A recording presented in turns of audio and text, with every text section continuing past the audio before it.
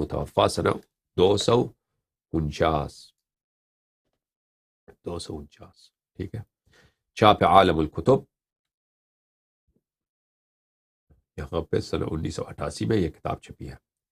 یہ حدیث ام سلمہ صفحہ نمبر 442 حدیث نمبر 1533.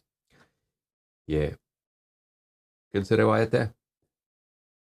عبداللہ ابن سعید ابن ابی ہند روایت کرتے ہیں اپنے والد سعید ابن ابی ہند سے.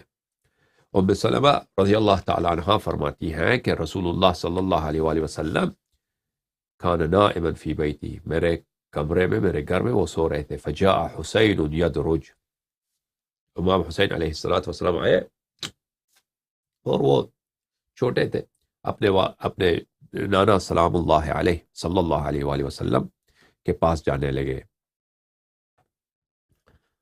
شاید وہاں پہ کچھ کمرہ جو تھا زمین سے کچھ اوپر تھا. یدرج یعنی اوپر چڑھنے لگے، یعنی شاید کمرے کا جو دروازہ ہے وہ صحن سے کچھ اونچا ہے، اس میں کچھ سیڑھیاں ہیں، اوپر چڑھنا پڑتا ہے. تو وہ امام حسین علیہ السلام اوپر چڑھنے لگے تاکہ اوپر چڑھ جائیں کمرے میں داخل ہو جائیں.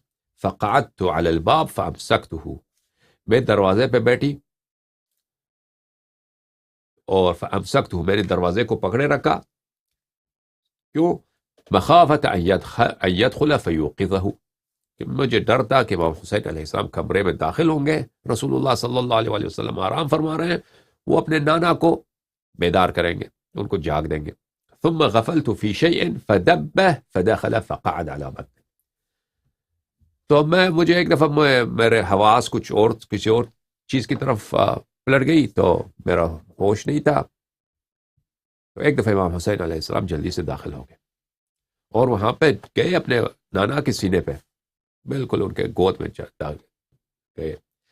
فسمعت نحیب رسول اللہ صلی اللہ علیہ وآلہ وسلم، ام سلمہ فرماتی ہیں کہ ایک دفعہ میں نے سنا کہ رسول اللہ صلی اللہ علیہ وآلہ وسلم، نحیب بولتے ہیں بلند آواز سے گریہ کرنا، بلند آواز سے گریہ کرنا، درد کے ساتھ گریہ کرنا، اس کو بولتے ہیں نحیب. اچھا. فجئت فقلت یا رسول اللہ واللہ ما علمت به، میں آئی اور میں نے عرض کیا یا رسول اللہ مجھے نہیں معلوم، مجھے غلطی ہو گئی، یہ داخل ہو گئے، مجھے اندازہ نہیں تھا کہ یہ داخل ہو رہے ہیں. فقال، رسول پاک صلی اللہ علیہ وآلہ وسلم نے جواب نہیں دیا ام سلمہ کا کہ مثلا تو عذر نہ کر، تو معافی نہ مانگ، یہ داخل ہوئے تو کیا بات ہو. رسول پاک صلی اللہ علیہ وآلہ وسلم اپنے مصیبت میں ہے، وہ اپنے غم میں ہے، وہ اپنے گریہ کرنے کی وجہ بتا رہے ہیں. انما جاءنی جبریل علیہ السلام، جبریل علیہ السلام میرے پاس آئے، وہو علی بطنی، امام حسین علیہ السلام میرے سینے پہ تھے، اس وقت سینے پہ بیٹھے تھے، میرے گود میں بیٹھے تھے. فقال لی اتحبہ، جبریل علیہ السلام نے مجھ سے پوچھا کہ کیا آپ کو ان سے محبت ہے؟ فقلت نعم، میں نے کہا جی ہاں مجھے بہت محبت ہے ان سے. قال ان امتک ستقتلہ، جبریل علیہ السلام نے فرمایا کہ تیرے امت ان کو قتل کریں گے. الا اریک التربہ التي يقتل بها، جبریل علیہ السلام نے کہا یا رسول اللہ صلی اللہ علیہ وآلہ وسلم، کیا آپ کو پسند نہیں ہے، کیا آپ نہیں چاہتے، کیا آپ کو محبت نہیں ہے کہ وہ تربت، وہ خاک جس پہ تیری بدبخت امت، لعنتی امت شہزادے کو قتل کریں گے، ان کو ذبح کریں گے، میں وہ تربت آپ کے لیے لا دوں، کم از کم خاک حسین علیہ السلام آپ کے لیے لا دوں، ایک یادگار لے کے آؤں کربلا کی آپ کے لیے. قال فقلت بلا، میں نے کہا کہ جی جبرائیل مجھے بہت پیار ہے، مجھے بہت اس کام سے بہت رغبت ہے کہ تو میرے لیے وہ مٹھی لے کے آ، وہ خاک لے کے آ. فضرب بجناحہ، جبرائیل علیہ السلام نے پرواز کی، ضرب بجناحہ، پرواز فرمایا. فأتانی، پس واپس آیا اور میرے لیے لے کے آیا بہذہ التربہ،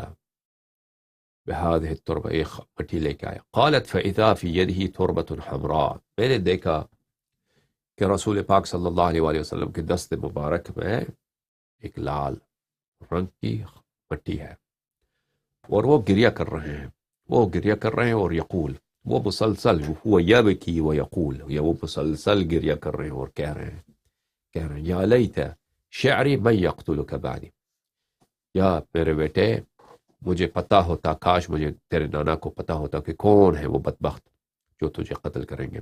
یہ الفاظ کہ کاش مجھے پتہ ہوتا، ٹھیک ہے نا، کہ میرے بعد آپ کو کون قتل کریں گے، ہمارے شیعہ عقیدے کے نزدیک یہ درست نہیں ہے، کیونکہ رسول اللہ صلی اللہ علیہ وآلہ وسلم کو پتہ ہے کہ کون ان کی امت میں سے ہوں گے جو ان کو قتل کریں گے، وہ جانتے ہیں. شاید رسول پاک صلی اللہ علیہ وآلہ وسلم کے الفاظ کچھ اور رہے ہوں، انہوں نے ذکر بھی کیا ہو کہ کون لوگ قتل کریں گے. بہرحال یہ جماعت عمریہ میں سیاسی لحاظ سے ان کے محدثین جرأت نہیں کرتے کہ نقل کریں کہ کون لوگ ہوں گے وہ لوگ جو ان کو شہید کر دیں گے. اچھا، بہرحال ہمارا مقصد یہ ہے کہ ہم ثابت کریں کہ رسول پاک صلی اللہ علیہ وآلہ وسلم روئے ہیں اور بلند آواز سے روئے ہیں اور انہوں نے خاک کربلا کی تقدیس کی ہے، ٹھیک ہے نا. اور یہ کب کی بات ہے؟ یہ نزول مصیبت سے پہلے کی بات ہے. نزول مصیبت سے پہلے بہت کم روتے ہیں. کوئی روتا ہے بھائی؟ آپ مجھے بتائیں، کوئی روتا ہے؟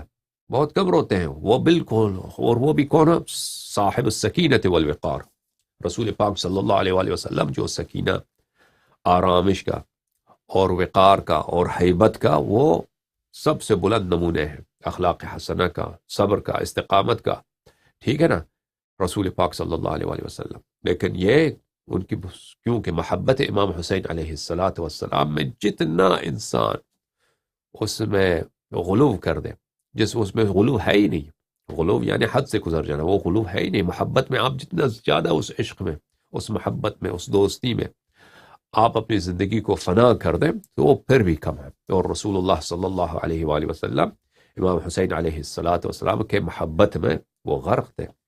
اور محبت امام حسین علیہ السلام عین محبت اللہ تعالیٰ ہے، عین عبودیت اللہ تبارک و تعالیٰ ہے ایک لحاظ سے. دوسری لحاظ سے ان کی گریہ کرنا ان کی مصیبت میں چونکہ عین ایمان ہے، اس لیے نزول مصیبت سے پہلے رسول پاک صلی اللہ علیہ وآلہ وسلم اس طرح گریہ کرتے ہیں. تو اگر مصیبت کے بعد اگر ہوتی نا یہ رسول پاک صلی اللہ علیہ وسلم شاہد ہوتے تو پھر تو پتہ ہے آپ کو، پھر آپ اندازہ کر سکتے ہیں کہ اگر مصیبت سے پہلے اس طرح بلند آواز میں ایک شخص روتا ہے، بلند نحیب، ابھی اب نے دکھایا آپ کو اس حدیث میں کیا ہے، نحیب، لفظ نحیب ہے، ٹھیک ہے نا،